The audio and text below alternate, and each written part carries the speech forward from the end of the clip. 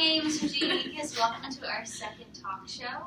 So yeah, we're just gonna discuss what we have read. Kwok, do you want to start us off? Yeah. I just had a question about, is letting arrestees go free, is that just? Is Athena just in saying that? So, what do you guys think about that? I don't really think so, because he knew what he was doing. He was kind of premeditated in a sense, so it's like, why should he get free for something he knew that was wrong? I guess it's because people are like, oh, he's following the gods' orders, and Apollo's like, oh yeah, he was following my orders, and it was also like, oh, the oracle says it, so it's like Zeus is saying for him to kill his mother, but personally, I still don't think that's just to let him go without free, even if it's the gods, the higher powers. I think there's a false sense of justice in that. Yeah, I feel like Orestes almost has other people to blame. Like with Clytemnestra, she has no one to blame but herself. She did it. She knew willingly she was doing it. There wasn't someone she could point a finger at. But for Orestes, he could just blame the gods and say, no, they told me, blame them, not me. I was just kind of a messenger of their will or whatever. So I feel like for him, it's easier for him to hide behind the fact that someone else told him to do it. Whereas Clytemnestra straight up did it. She has no one to really hide from. Yeah. Also, steering back to your question, Kwok, I feel like Athena, she kind of feels entitled to have the last say because it was her idea to hold the court. And then also, I don't think it's just though because her vote was kind of biased. On page 264, starting at line 750, she says, Orestes, I will cast my lot for you. No mother gave me birth. I honor the male in all things but marriage. Yes, with all my heart, I am my father's child. I cannot set more store by the woman's death. She killed her husband, guardian of their house. Even if the vote is equal, Orestes wins.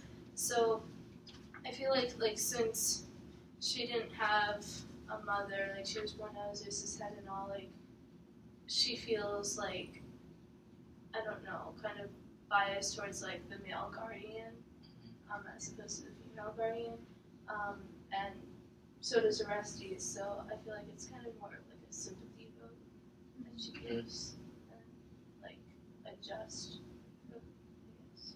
I feel like it would only be a just vote for her. But if you're gonna be a judge, you obviously have to be unbiased, which she isn't. With I will cast my lot for you. No mother gave me birth, so I feel like she voted for Orestes to go free because she didn't have a mother, so she could totally relate for losing one or something. So is it, another quick question, is it that she is, Athena is, because a lot of the times the Furies are oh, you young god, so is it that it's kind of more of a modern thinking to be oh, well, he doesn't have a to be more on one side, so is it more modern to think of sides and old to think of, general, this is just? Or how is that? Because, because later, Athena, changes the fate of the Furies. She, in line 910, it's, your magic is working, I can feel the hate and the fury slip away. But is that kind of biased towards, New Age kind of thinking, in a sense that are the Furies hateful but right? And Athena is, kind of oh, let's, everyone is good, and, and it's nothing is really set in justice, you know what I mean? So that relating to the fact is, what she says just. Does that make sense? Sorry. I feel like it's kind of a lot easier to get away with things in the old times. Now there's a lot stricter things you have to go through, and I guess just I don't know, maybe that sways their opinions on letting him go. I think, well, you said something about like the older people being like more right or something. What did you say? more non like biased, like yeah, because they're like, oh, this is what, because the fear is like, this is just, this is what we go for, this is right, that's wrong. They're more black and white. When Athena's like, oh, kind of gray area here, kind of gray area there, you know. Okay, so I feel like people who are like newer, who are younger, are like more open to more ideas, and that gives them a chance to decide and look at all of the colors and the curriculum and stuff like that. But with the older people, when something's done in a certain way, they keep to it. So I feel like that really just like so like the changing of the theories is like good. Yeah. That they're like not as hateful, and like they're now they're gonna become part of Athens. Yeah. Yeah, I think that kind of is a good transition to the question I had, which kind of had to do with justice. Do you think there can ever be justice, or do you think people just misinterpret their own personal desires being fulfilled as justice? So it's justice bias in a way. I feel like everybody in this book has their own angle, and when they fulfill what they want to do in their personal way, they are creating justice. Whether it's justice for everybody or just themselves is a different question. But I feel like in this particular book, it's definitely biased. Yeah, I mean, I think that Athena really somehow like she pushes and she really tries to change the Furies, and she does in the end. But I mean, I think that again goes to your point of how everyone is just trying to like change and skew justice and make a bias. And I think that the Furies were like right in a sense. Like it's if you kill someone, it's not good. And Athena's kind of like, well, no, he killed someone, but it was due to this person, and so no one really has a consequence, you know? So I feel that there is and there should be a set justice, but in this book, everyone is biased, and in this way, like Athena somehow changes and wins, you know? Yeah, and I was even thinking, and like the first thing that I don't know why I thought of this, but when I read it, I thought of like, even in our life, like Saddam Hussein or Osama bin Laden, like people thought that since they kill people and we kill them, that was a sense of justice, a sense of like closure. And it's kind of like this, like if they put Orestes away, he killed somebody, they're making him pay for what he did. In that sense, that could be considered justice, but other people don't think so. So I feel like there's never really, no one's ever happy 100%. There's always somebody who, and that's the thing, like, so I can't really say justice is 100% equal across the board. I feel like it definitely is swinging one way or the other. Yeah, I completely agree. I feel like everyone has their own personal take on what is just in different situations. Like, I think they base justice on their moral beliefs, and that causes the bias because not everybody has the same kind of morality. So if you base justice on morality, then you're going to be swayed to like one side or the other, or maybe in the middle. So maybe that's why they like kind of look to what the gods say most of the time, because they just kind of like don't want the what's the word? They just don't want to deal with it themselves, so they're like, oh, they say kill him, let's kill him. At the same time, even the gods themselves are very biased. I don't know if I can think of any particular examples right this second, but yeah, they do show in terms of bias. Oh, like Paula. He tells Orestes to kill Clytemnestra, but like he's biased against Clytemnestra. He didn't like her for whatever reason. Yeah, like your question was, it's like a really big deal because even now, like, we have that thing where it's like, oh, so is killing people bad for, like, justice? And every state has their own decision for that, and it's just, like, a really big, like, argument, because Christians are like, oh, yeah, like, keep life and stuff, but then people who, like, some people who believe in, like, the devil and stuff, they're like, oh, yeah, I haven't killed anyone and stuff like that. I was thinking like this like question goes across all the way to like the first two books too, where it's like, you know, is the God saying, oh yeah, just kill your daughter, go to Troy, just kill your daughter, and you're on your merry way. Like, how is that just? You know what I mean? So like there is that sense of skewed justice to like move on, to move forward. I feel like these characters, they don't even question it. Like, they They're do just it like, okay. willingly. If someone were to tell me, like, to kill a family member of mine and do it because I told you so kind of thing, like, I think I would have something to say, and I feel like that's because maybe they think that what the gods are telling them is justice, so back-talking or saying, like, no or whatever, that would be disrespectful and disobeying them, but it's just interesting how they just seem to just kind of go for it and not turn back. It's like the gods, like, kind of like mess with them. Their own, like, it's like a game for the gods, I feel like. Right, Mr. Underwood, what question do you have for us? I said, what is exactly the real reason why Clytemnestra killed Agamemnon? Because I feel like she's kind of angry that he killed her daughter, but then there's other reasons, because Agisa, like, whatever his name is, like, them, maybe that's like an affair, and he has grudges against him, but I'm not really sure. Yeah, I think this kind of still goes along with like what we were talking about, like she killed him because of her daughter was killed by, because Agamemnon killed her daughter, but we can also talk about her affair.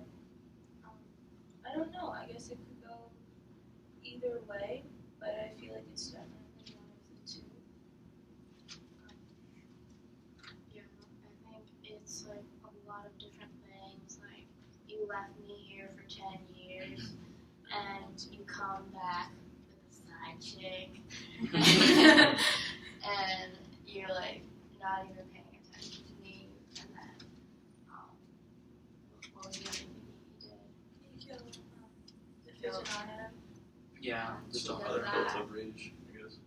I feel like it could be like a combination of all of it, but also by the way she did it, I feel like she planned it like long before he even came back. So Yeah, and I think like it shows in like the very beginning when he comes home and she's talking like, and she says this is in Agamemnon, the play, and it's like line 903 or something like that. It's like, let the red stream flow and bear him home to the home he never hoped to see justice lead him in. So it's kind of like, oh, okay, like, you're here, let's, honor you. And we talked about this in class, how it was kind of like she's putting on too much of a show, and in a sense of, like, she has all this power now, because, like, she can just say, like, oh, hey, servants, go do this. And because, the past 10 years she's been leading as,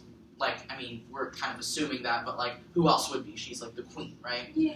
And so That's I think it's very, like, yeah, and when she says justice lead him in, I think that just really brings home the fact that, like, she thinks that justice bringing him home, and then in this she's just in killing him because it's all justice, leading to him actually coming home, so she was able to kill him, And if he died in war, I think she might have thought that's, like, not just because, like, oh, he just died from some random person killing him when he, killed his own daughter. So it has to be like, I have to kill him. So it's, like, just in that way, Yeah, I feel she's very power hungry, and I think she felt like the power was kind of taken under her wings when he killed her own child. So I think she definitely wanted to go, like, all force out. But yeah, I feel that she definitely is just searching for ways to manipulate people too. Like even when he does come home, and she overdoes it and over like lavishes him. Yeah, and that, yeah, the purple fabric. So I feel like all that stuff, she's overdoing it, and that's her way of kind of being like, oh, like you're just so great. And the fact that she kind of even just, I don't know, she overdoes it in a way that she is demeaning him, kind of. Mhm. The fact that she has to overdo it makes him seem like it's demeaning him. Mhm. Therefore, she has more superiority over him. Yeah. So I think it's just kind of she's just climbing for some way to be the dominant one, since he was the dominant one to her when he killed her child. Yeah, going along with the power hungry thing, I kind of touched on this in class. But like also, she is a woman, and I feel like she is very hungry for power, and she kills the king. So like, that's like, oh hey, I can kill this guy. I'm a force to be reckoned with, kind of thing. So don't mess with me. Obey me, respect me, all of that. I think she does it partially to get respect. I feel like she also was power hungry because, she was the only woman to have that kind of power, because a lot of women back then, like, they were like treated as objects basically. And the fact that she had that power made her feel like invincible, like I can order men around and they can't do that thing to me,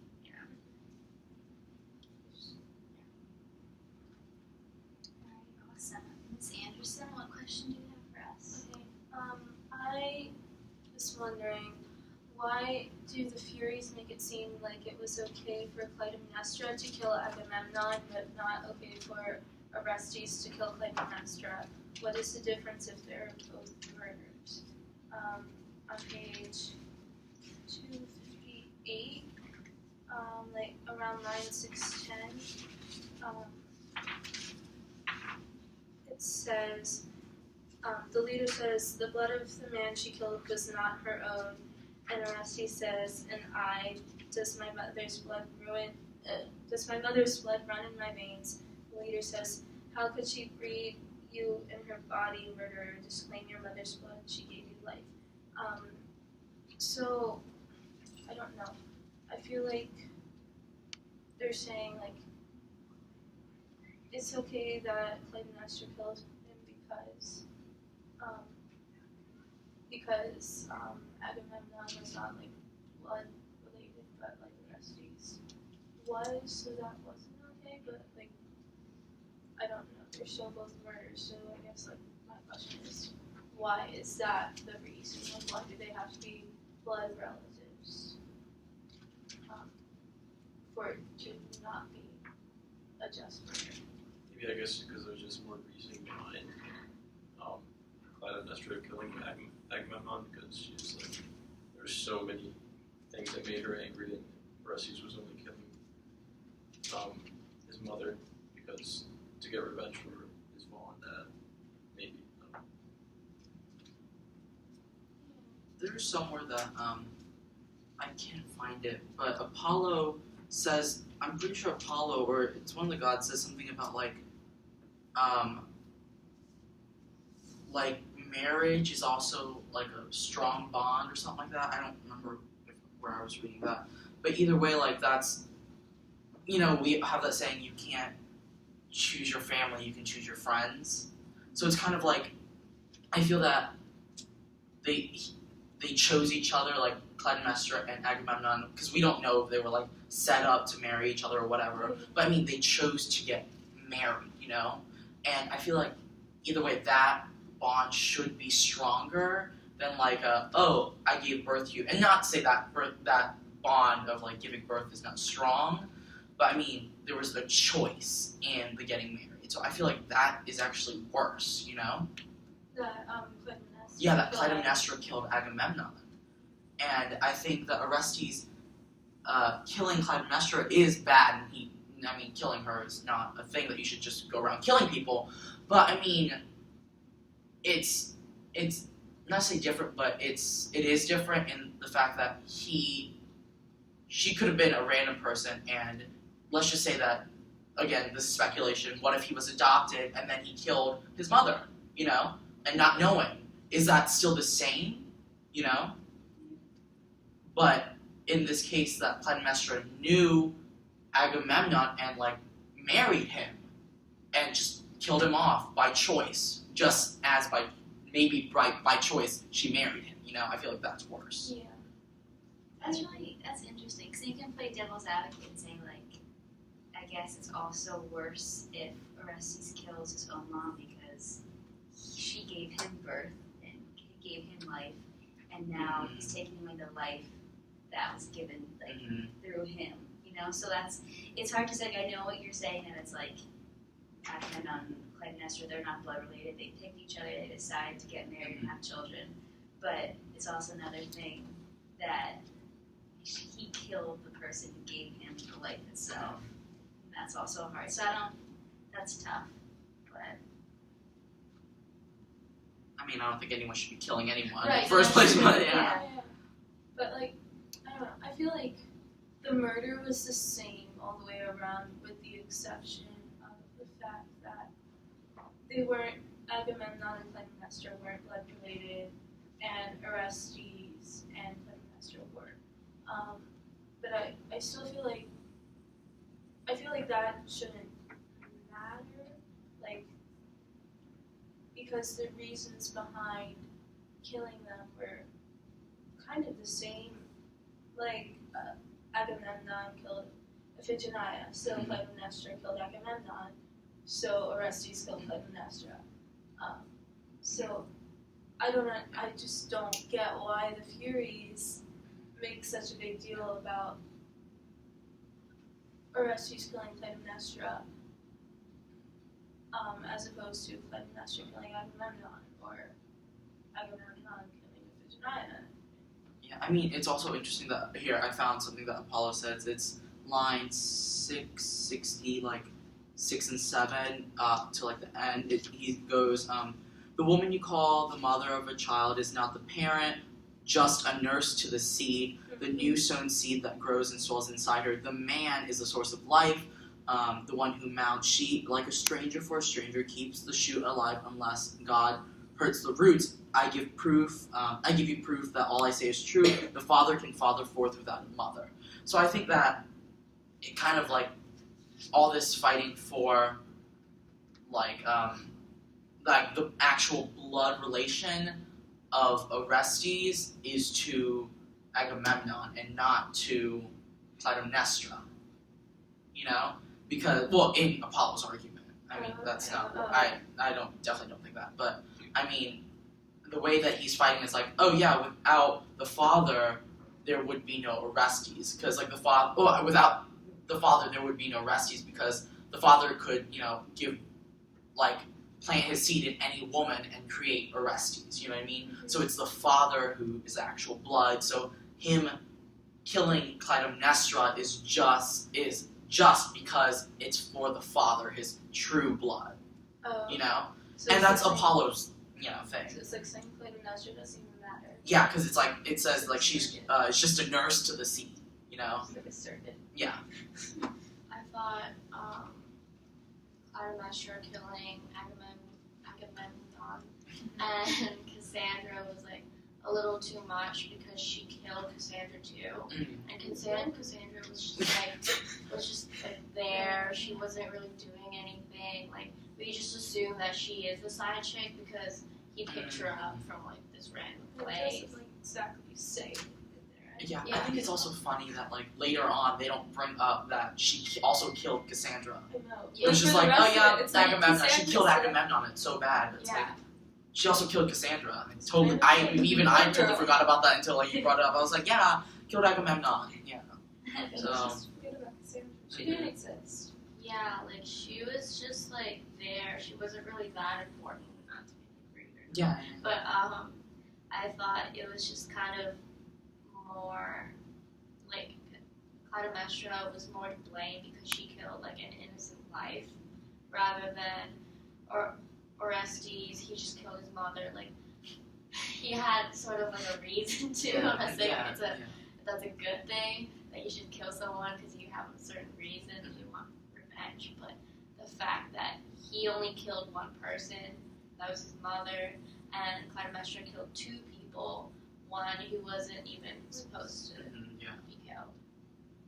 Wasn't that? Yeah, I agree. Furies don't make sense to me. Oh, wow. Their reasoning is ridiculous. It's kind of aside from all this, but like I think it's so ironic that like 2 lovers, like they both kind of died. Like it's almost like it kind of like equals out, like the play equals itself out. Like Clytemnestra and Agamemnon died, and they were both. Oh wait, no. Agamemnon and Cassandra died, and they were both who assumed to be lovers, and Clytemnestra and Aegisthus both died, so it's like weird. I don't really get it. Okay, that's good. My question was, why did the author include the Furies in the play when there was already a sort of judge or power to deal with the court decision? I think that it's not. I don't think they were there to be like a judge. I think they were there to like show the differentiation between like old law and new law. I know we like talked a little bit about this in my question, but like the mentality of old law was black and white, while the mentality of like new age law, or like the new young gods, are like kind of like, oh, let's talk this out, you know. And I think it's interesting to show the difference between antiquity and modernity, and how even at the end, how the Furies they now live under Athens. It's interesting to see like live under kind of like they're in the foundation. Like old law is the foundation, but like now the new gods, the young gods, the new law, new is kind of above it, but it's still based in the old law, you know?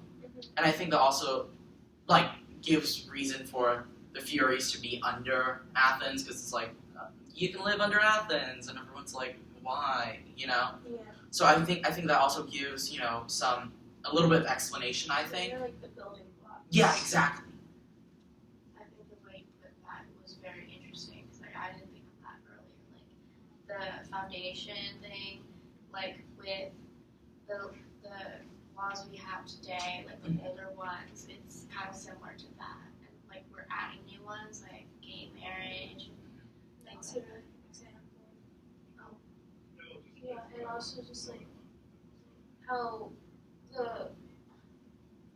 everything was written, like the Constitution, everything written way back in the 1700s, and now like we still base, like in 2015, we still base all of our rulings and everything off of that.